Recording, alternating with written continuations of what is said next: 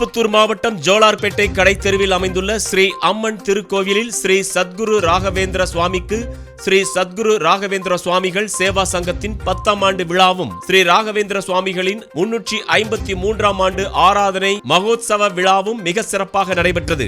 காலையில் சுப்பிரபாதம், மகா கணபதி ஹோமம், பிருந்தாவனத்திற்கு அபிஷேகம், பக்த கோடிகள் மலர் அர்ச்சனை, பிருந்தாவன பிரவேசம். இன்றைய சூழலில் இளைஞர்களிடம் ஆன்மீகம் வளர்கிறதா தளர்கிறதா என்ற தலைப்பில் முனைவர் நிமலன் மரகதவேல் தலைமையில் சிறப்பு பட்டிமன்றம் நடைபெற்றது. அதனைத் தொடர்ந்து கலை நிகழ்ச்சிகள் நடைபெற்று பக்த கோடிகளுக்கு அன்னதானம் வழங்கப்பட்டது.